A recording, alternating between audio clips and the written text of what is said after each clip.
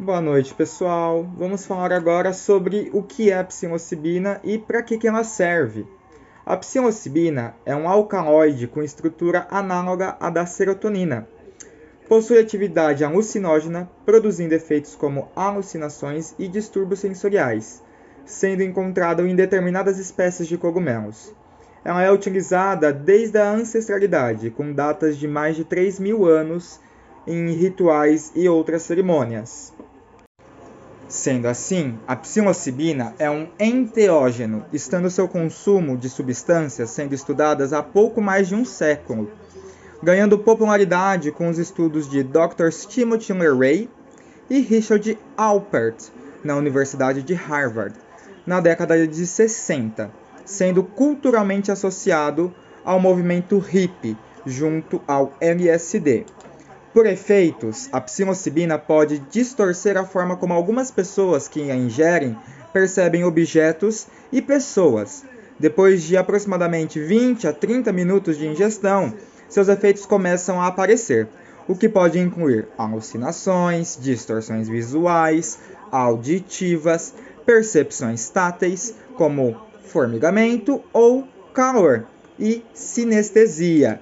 Por uso terapêutico, a psilocibina demonstrou potencial no tratamento de depressão e outros distúrbios psíquicos, tendo apresentado resultado positivo e duradouro no alívio de sintomas depressivos nesses pacientes, bem como resultados significativos em relação à ansiedade e tratamentos de dependência. Agora vamos falar um pouquinho sobre como a psilocibina e a psilocina atuam no nosso organismo. Nem todos os cogumelos existentes no planeta possuem ação psicoativa em nosso sistema nervoso. Entretanto, já foram contabilizados até 17 de março de 2021 cerca de 200 espécies de fungos que contêm psilocibina e psilocina, que são dois compostos químicos naturais que proporcionam os poderosos efeitos enteógenos.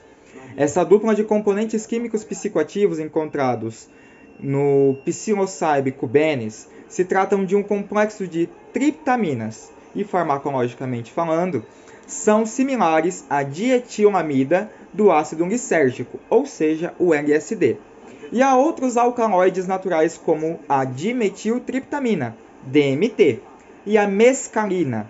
Isso ajuda a explicar por que muitos desses compostos possuem efeitos fisiológicos, psicológicos e espirituais parecidos, alterando sons, as cores, a visão, o senso de eu e causando a dilatação do tempo e do espaço. Na tabela que nós mostramos aqui no vídeo, podemos conferir os valores referentes aos teores de psilocibina, psilocina e baeocistina em outras espécies de cogumelos diferentes do Psilocybe spp. Mas o que acontece quando a psilocibina entra em contato com o nosso organismo? Bem, quando nós ingerimos algum material orgânico que contém psilocibina, o corpo rapidamente metaboliza a psilocibina, removendo seu grupo fosfato, e assim a convertendo em psilocina, ou seja, o seu metabólito, que é então capaz de se ligar com nossos receptores de serotonina e atuar como um agonista parcial dos receptores de serotonina. Lembrando, um agonista é uma substância que inicia uma resposta fisiológica quando ligada a um receptor. A psilocibina, então, nada mais é do que um composto inativo primário que é metabolizado em um composto farmacologicamente ativo, a psilocina. Resumindo a ópera, a psilocina é um composto que causa efeitos primários de uma jornada com cogumelos mágicos. A psilocibina está ali para ser convertida em psilocina. Nós vemos aqui que a estrutura da serotonina, da psilocina e do DMT são extremamente parecidos. E a serotonina é estruturalmente similar à psilocina. O composto, fonte de toda a sensação da alegria e bem-estar, que é a serotonina, seja alegria proveniente ou não do uso de componentes químicos. Como um neurotransmissor, a serotonina também ajuda a transmitir mensagens de uma parte do cérebro para outra, Recentes pesquisas científicas observam que a sobrecarga sensorial que acontece durante uma jornada é decorrente do fato da psilocibina deixar o cérebro hiperconectado e, assim, permitindo uma maior e melhor comunicação entre as partes do encéfalo, que normalmente não se falam tanto. Dessa forma, acontece uma reorganização entre as conexões neurais e também o fortalecimento de conexões fracas. Ao passar o efeito alucinógeno, as conexões voltam ao normal e nós voltamos a nos sentir meio banzo, porém muito mais estáveis. Como nós podemos ver nessas duas imagens, na imagem A existe a representação da quantidade de conexões cerebrais entre as diferentes partes do cérebro em pacientes sobre o efeito do placebo, na imagem A, e sobre os efeitos da psilocibina, na imagem B.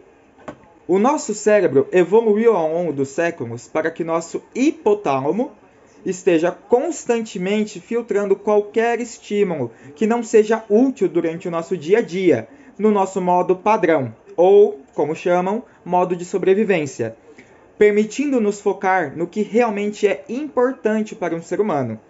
Como resultado disso, nosso cérebro economiza energia ao não ficar perdendo tempo com coisas triviais. Nós sabemos, nosso cérebro é preguiçoso. E assim, por exemplo, quando carros são vistos na rua, a quantidade que você viu de motos, ou por que a luz bate de uma maneira tão bonita nas árvores. Esse também é um ponto de ação dos compostos dos cogumelos mágicos, que possuem a psilocibina, pois foi bem observado nos estudos que a atividade do hipotálamo é reduzida em uma pessoa sob efeito de psilocibina e persistente nesse mesmo indivíduo em até algumas semanas após a data da dosagem ter sido consumida.